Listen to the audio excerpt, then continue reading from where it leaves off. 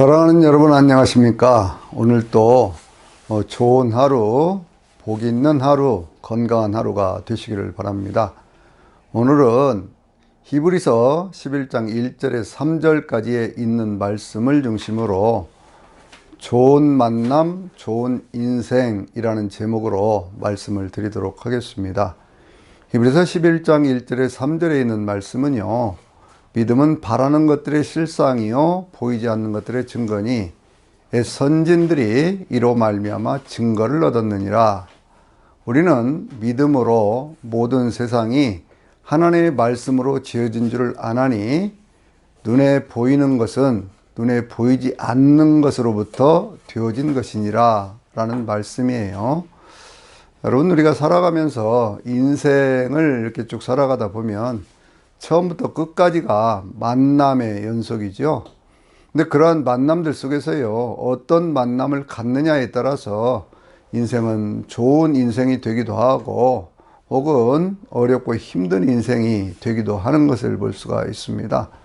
우리가 이 만남에 대해서 얘기를 할 때 가장 중요한 만남을 하나님과의 만남, 우리가 그렇게 얘기를 하지요.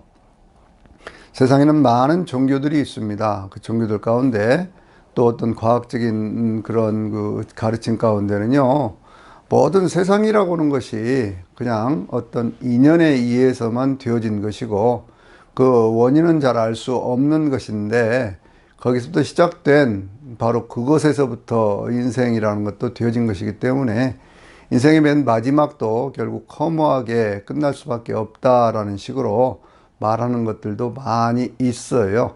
근데 우리가 그런 것들을 생각해 보면요, 과학적인 어떤 그 속에서도 우리가 생각을 해보면 인간들이 찾아낸 그 시간의 가장 작은 단위까지가 어디냐 그러면 10의 마이너스 43초라고 얘기를 합니다.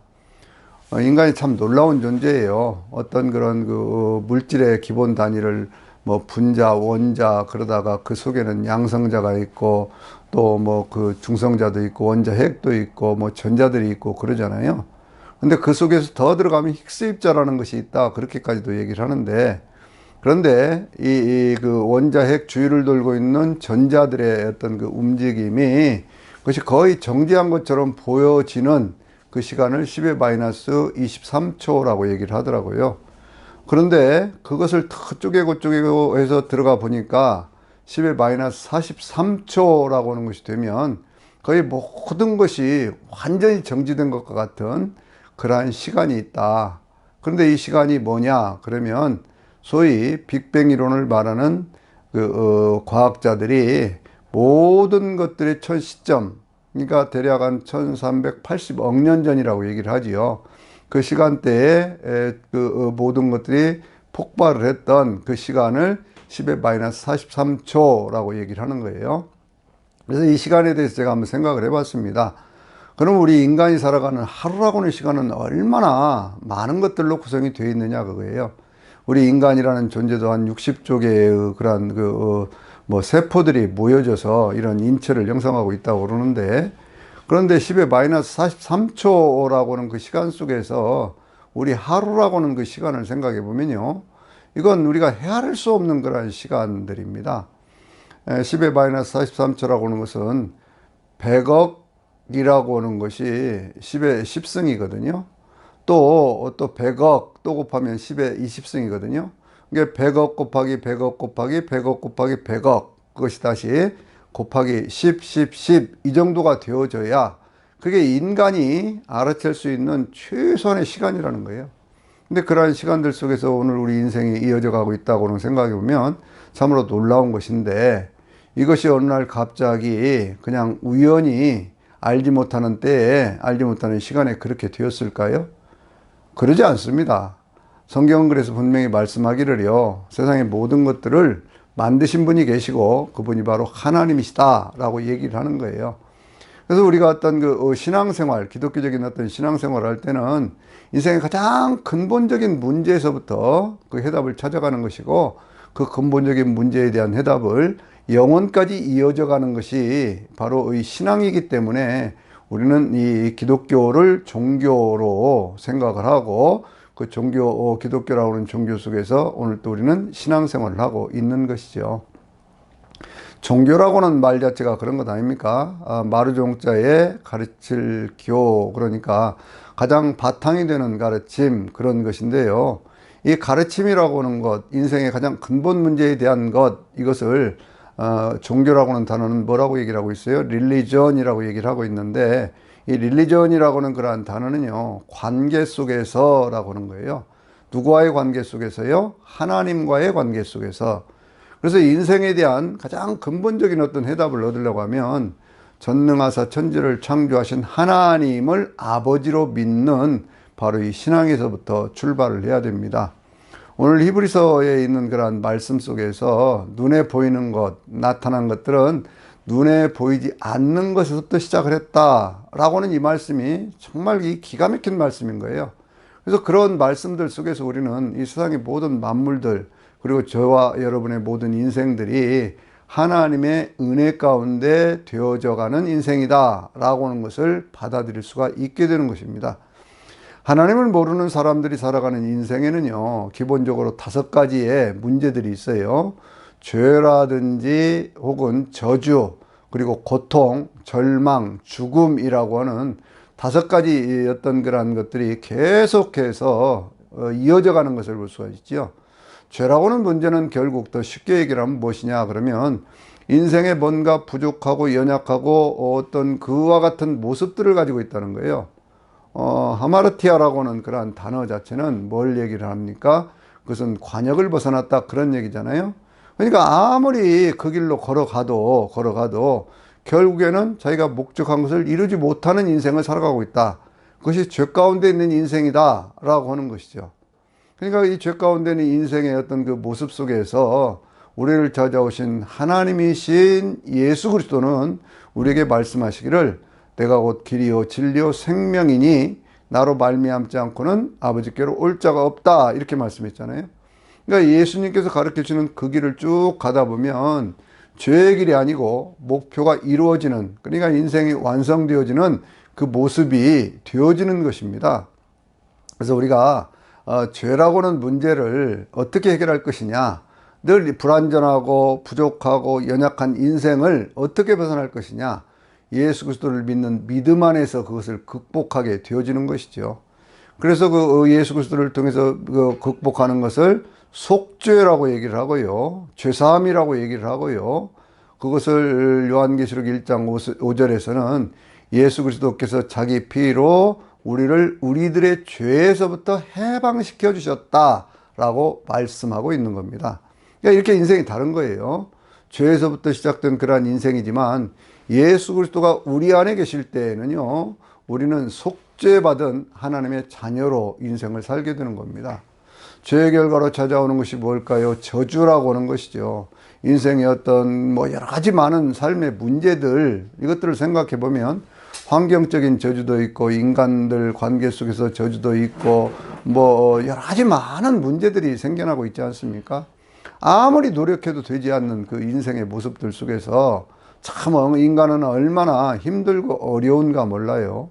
그런데 거기에 예수 그리스도를 통해서 하나님의 축복의 손길이 얹어지면요, 그 하나님의 축복의 손길 때문에 인생은 축복된 인생으로 바꿔지게 되는 것입니다. 신앙은 바꾸는 거예요. 예전에 본성에 속해 있던 그 모습이 아니라 하나님의 은혜 속에서 인생 자체가 변화되어지는 것, 바로 그것을 신앙이라고 얘기를 하는 것이고, 저주 가운데 있던 본질상 진노의 자녀였던 사람들이 하나님의 은혜로 인해서 하나님의 자녀가 되고 구원을 누리는 바로 그 사람들이 되어지는 것입니다. 이게 저주가 바뀌어서 축복이 되는 것이고요. 또 인생을 늘 하나님이 없는 세상 속에 살아가는 사람들은요, 인생을 고통이라고 얘기를 하지요. 여러분, 인생이 연약한 육신 때문에 나이가 들고 늙어가고 병들고 죽는 어떤 그러한 모습들 속에서 인생을 고통이라고 말할 수도 있습니다. 그러나 인생이 날마다 고통스럽기만 합니까? 하나님의 은혜 가운데 사는 사람들은요, 오히려 이 고통이 아니라 그 속에서 누리는 평안을 이야기를 합니다.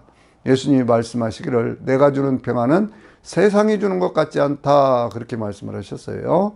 그러니까 이 세상 가운데 찾아오는 모든 것들이 인간에게 어떤 고통의 모습으로 찾아온다고 할지라도 그 속에 하나님의 은혜가 있으면요, 그 하나님의 은혜는 우리를 평안하게 만들어 주는 것이죠. 마태복음 6장을 보면요, 거기 이런 말씀이 있습니다. 한날의 근심은 그날의 족하다. 내일을 위하여 염려하지 말라. 내일 일은 내일이 염려하게 할 것이다. 너희는 오히려 하나님의 나라와 그 의를 먼저 구하라. 그리하면 이 모든 것들을 너에게 더하여 주시리라. 이렇게 말씀하고 있어요.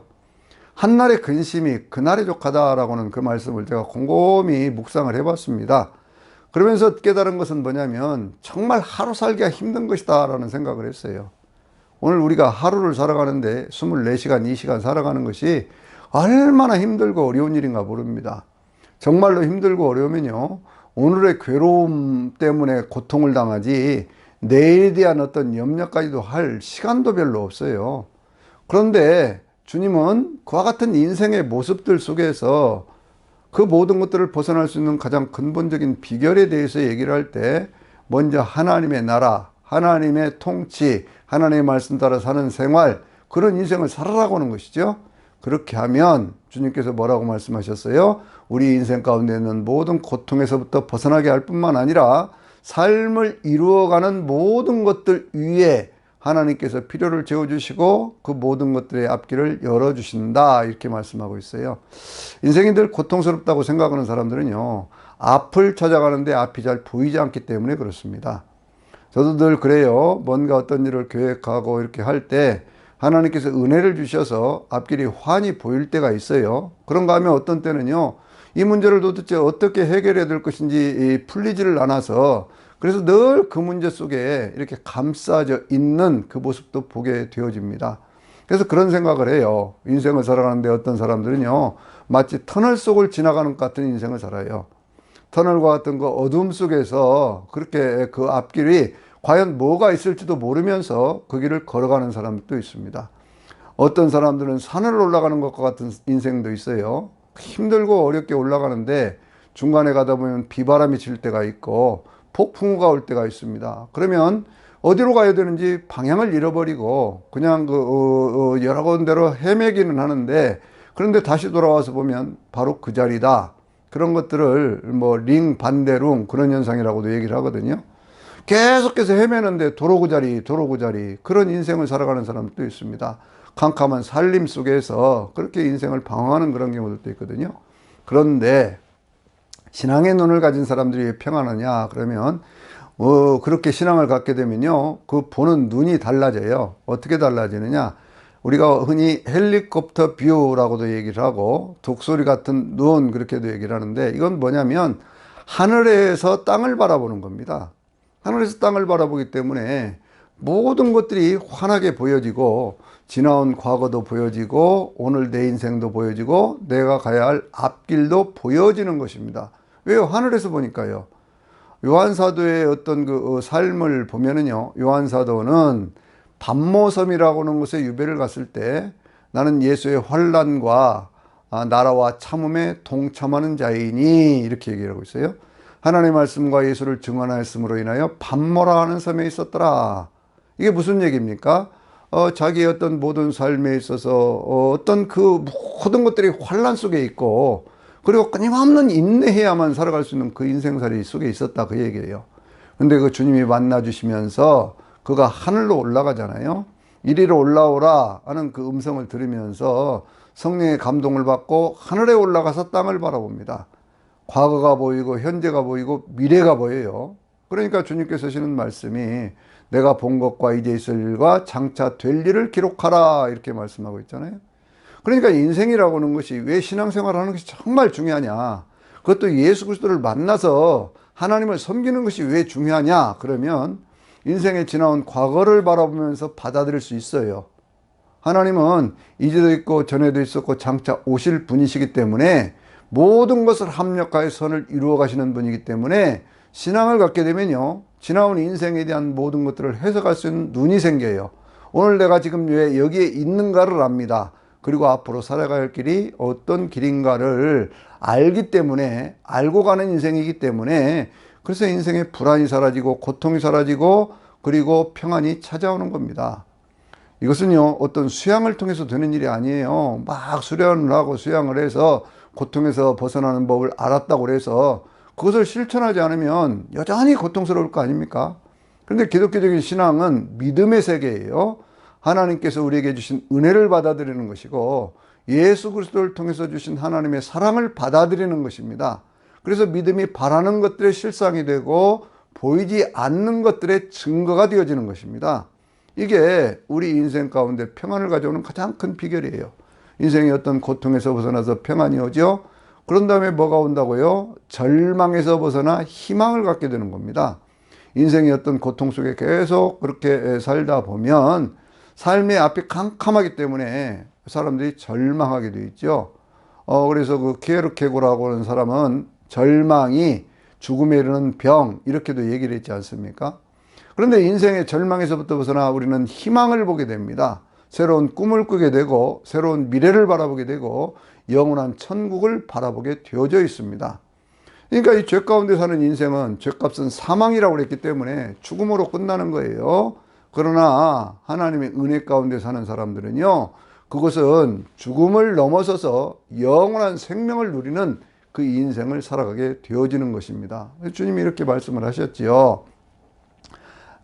내 말을 듣고 나를 보내신 이를 믿는 자는 영생을 얻었고 심판에 이르지 아니하나니 사망에서 생명으로 옮겼느니라 라고 말씀하고 있습니다. 여러분들, 우리가 왜 하나님을 잘 섬기는 이 기독교 신앙인이 되었을까요? 예수 그리스도를 통해서 우리는 하나님을 만나고 우리 인생이 어떻게 살아야 할 길을 알게 되어져 있기 때문에 예수 그리스도는 참 하나님이시고 참 인간의 모습으로 우리 가운데 찾아오신 것입니다. 여기 아주 깊은 의미가 있지 않습니까? 예수 그리스도를 통해서 하나님을 만나고요, 예수 그리스도를 통해서 우리는 인간으로서 어떻게 살아가야 할 길을 알기 때문에 예수 그리스도는 참 하나님이시고 참 인간이신 거거든요. 이 예수 그리스도를 알게 되면서 나는 내가 누구냐라고 하는 것에 대해서 이해를 하게 됩니다. 소크라테스가 그런 얘기 했죠. 내 자신을 알라, 그렇게 얘기를 했습니다. 우리 인간이 자기 인생에 대한 어떤 그런 모습들을 바라보면서 육신적인 삶에 대한 욕망을 벗어나지 못한 채 살아가는 인생들도 있고요, 조금 더 그 어떤 학문적인 수련이나 무슨 정신적인 수련을 통해서 마음의 눈을 뜬 사람들도 있어요. 그러나 그보다 더 깊은 것은 뭐냐면 예수 그리스도를 믿는 믿음 안에서 말씀의 눈으로 세상을 바라보는 영안을 뜨는 거예요. 영안이 열렸다, 그 말은 판단의 기준이 달라졌다는 겁니다. 어떤 세상적인 가치 기준에서부터 벗어나서 자기중심적인 생각에서 벗어나서 그래서 영혼 중심으로 하나님이 주신 말씀을 통해서 그 말씀의 뜻을 따라서 살아가는 것, 삶의 기준이 하나님의 말씀에 있는 것, 바로 그것을 이야기하는 겁니다. 그러니까 우리가 성경이 뭐라고 말씀하고 있어요? 우리는 믿음으로 이 모든 세상이 하나님의 말씀으로 되어진 것을 안다 그랬지요. 하나님의 말씀에 대해서 이야기하고 있는 성경은 많이 있습니다. 요한복음 1장을 보면요, 태초에 말씀이 계셨고 그 말씀은 하나님과 함께 계셔서 그 말씀 자신이 하나님이셨다고 그랬어요. 세상의 모든 만물이 그 말씀으로 말미암아 지은 바 되었고 그 말씀이 없이는 되어진 것이 없는데 그 말씀 안에는 생명이 있고 이 생명이 사람들에게 빛이 된다라고 말씀하고 있어요. 그러니까 인생을 바라보는 눈 자체가 달라지는 겁니다. 나를 안다라고 하는 것은 내가 어떤 육신적인 삶만 살고 끝나는 것이 아니라 내가 하나님이 주신 은혜 가운데서 하나님의 자녀로서 영혼 중심으로 생각하고 영혼이 바라보는 눈으로 세상을 바라보고, 그렇기 때문에 그 인생이 참으로 아름다운 인생, 복 있는 인생, 행복한 인생이 되어지는 거예요. 여러분, 우리는요 진짜 나를 만나야 됩니다. 진짜 나가 누구예요? 내 안에는 영혼이에요. 그 영혼의 존재를 알고 영혼이 하나님의 음성에 귀를 기울이고 그 영혼이 이끄는 대로 인생을 살아가다 보면요, 삶이 훨씬 더 풍요로워지고요, 삶이 훨씬 더 안정되고요, 삶이 훨씬 더 기쁜 인생이 되어지는 것입니다. 살아가는 사람들 보면 그래요. 어떤 사람들은 그냥 육체적인 어떤 욕망, 먹고 입고 쓰고 하는 것에만 사로잡혀 사는 인생들이 있어요. 또 어떤 사람들은 제법 지식이 있는 것처럼 철학적, 문학적, 과학적, 쩍쩍쩍 하는 사람들이 있습니다. 그런데 그런 인생들은 다 어떤 한계를 보여요. 왜냐하면 넘어갈 수 있는 선이 넘어갈 수 없는 선들이 있거든요. 육체를 가진 인간이 아무리 뛰어난 어떤 지성을 가졌다고 해서 그게 되어지겠습니까? 그런데 영혼의 눈을 뜬 사람들, 영적인 눈을 뜬 사람들은요, 그 배에서부터 생수가 흘러나와요. 하나님의 성령이 임하셔서 그 배에서 생수가 흘러나오기 때문에 삶이 평안할 뿐만 아니라 기쁨이 있고 소망이 있는 삶으로 바꾸어지는 것이거든요. 그래서 우리는 진짜 나를 만나야 돼요. 진짜 나는 누구인가? 라고 하는 것들을 찾고 만나서 하나님의 은혜로 살면요, 인생이 참 좋아지게 되어 있습니다. 세 번째 귀한 만남은 뭐냐? 이웃들과의 만남이죠. 좋은 이웃들을 만나면 좋은 인생이 되는 것이고요. 좋지 못한 이웃을 만나면 인생 자체가 힘들고 어려운 것 아니겠습니까? 근데 좋은 이웃이 누구냐? 그렇게 얘기를 할 때, 좋은 만남은 뭐냐? 그렇게 얘기를 할 때요. 남녀 간의 어떤 그러한 만남 속에서는 바로 이삭과 리브가의 만남에 대한 것들을 예를 많이 들잖아요. 이삭과 리브가가 만났을 때 그들의 인생 속에 주어졌던 만남의 축복이라고 하는 것은 이루 말할 수 없는 큰 하나님의 은혜라고 하는 것이죠. 또 그런가 하면 룻과 보아스의 만남에 대한 말씀이 있어요. 룻이라고 하는 여인은 이방 여인이었고 보아스는 베들레헴에 살던 그러한 사람이었었는데 룻은 모압 땅에 이주해 왔던 그러한 사람들과 자기 그 남편을 만나서 그렇게 해서 이제 결혼을 했지요. 엘리멜렉과 나오미의 아들이었던 그 아들들 가운데 한 사람과 결혼을 해서 그랬는데 자기 시아버지도 세상을 떠나고 자기 남편도 세상을 떠나고 그러면서 자기 시어머니만 모시고 그렇게 시어머니의 고향인 베들레헴으로 돌아왔지 않습니까? 그 베들레헴에 돌아와서 그의 인생 속에서 만난 사람이 누구예요? 보아스라고 하는 사람이에요. 보아스라는 사람의 그 밭에 가서 일을 하면서 먹고 사는 문제를 해결을 했는데 그럴 때 이제 그 자기 어머니였던 나오미가 이 보아스와의 어떤 결혼을 주선하기 시작하면서 그때 룻은 보아스를 만났습니다. 근데 보아스가요, 그를 만나서 그 룻기 3장을 보면 그런 말씀이 있습니다. 이스라엘의 하나님 여호와께서 내게 복 주시기를 원하노라 이렇게 말씀을 하고 있어요. 내가 나이가 어떤 부자든 가난하든 간에 어떤 젊은 사람을 만나지 않고 나에게 이렇게 찾아왔으니 네가 이전부터 했던 내 모든 일들을 잘 들어서 아는데 내 나중 인애가 처음 것보다 낫도다 이렇게 하면서 축복하는 것을 볼 수가 있어요. 여러분 인생에 좋은 어떤 그러한 만남은 무엇일까요? 서로를 축복해 주는 만남입니다. 서로를 통해서 자기의 유익을 구하는 것이 아니고요. 서로를 위해서 축복해 줄 수 있는 인생. 그래서 룻은 보아스를 만났기 때문에 이방 여인이었지만 예수님의 족보에까지 올라오는 그러한 여인 가운데 한 사람이 되었던 것 아니겠어요? 이런 만남이 늘 있기를 원합니다. 서로를 축복해 주는 인생이요. 한 사람 얘기만 더 해볼게요. 그건 누구냐고 하면 예수님께서 말했던 사마리아 사람의 비유죠. 사마리 사람의 비유는 뭐예요? 어떤 사람이 예루살렘에서 여리고로 내려가다가 강도를 만났는데 강도를 만나고 옷을 다 빼앗기고 두들겨 맞고 있는 거 다 빼앗기고 그렇게 하면서 거의 죽게 되었는데 그 주변을 레위 사람도 제사장들도 다 그 옆으로 지나갑니다. 종교적인 어떤 뭐라 그럴까 신분을 대외적으로 보장받은 그러한 사람들 아닙니까? 그런데 그런 사람들이요 싹 지나가는데 거기 어떤 사마리아 사람 하나가 지나가면서 그 사람을 불쌍히 여겼습니다. 그리고는 그 사람에게 어떤 상처도 싸매어 주고 그러면서 그 사람을 주막집으로 데려가서 자기가 돈을 들여서 치료해 달라고도 하고 이렇게 부탁하는 그러한 모습을 보여줍니다. 예수님이 그러한 질문을 던졌던 율법학자에게 이런 얘기를 했습니다. 이 사람들 가운데 누가 그 사람의 이웃이 되었느냐? 그 사람이 뭐라고 얘기를 합니까? 사마리아 사람입니다. 그렇게 얘기를 했을 때 너도 가서 그렇게 해라 그랬어요. 여러분 이웃이 누구일까요? 누가 좋은 이웃일까요? 그것을 묻는 사람에게 주님은 뭐라고 말씀하셨어요? 내가 좋은 이웃이 되어주어라 라고 얘기를 합니다. 인간관계에 있어서 가장 중요한 것은 뭘까요? 그것은 내가 그 사람에게 좋은 사람으로 기억되는 겁니다. 내가 그 사람에게요, 좋은 일을 행하며 사는 거예요. 거기에는요, 반드시 하나님이 주시는 보상도 뒤따르게 되어 있습니다. 선을 행하되 낙심하지 말지니 때가 이르면 거두리라고 성경은 말씀하고 있고요. 주님께서 재림에 대한 말씀을 하시면서 계시록 22장 12절에서는 보라 내가 속히 오리니 너희 각 사람이 행한 대로 갚아주리라 그랬어요. 내가 너희에게 각 사람에게 줄 상이 있어 내가 너희 각 사람이 행한 대로 갚아주리라 이렇게 말씀을 하고 있어요. 그래서 우리는요, 정말 하나님을 섬기는 그 인생인데 하나님을 섬기면서 내 자신이 누군가를 바로 알아야 되고요.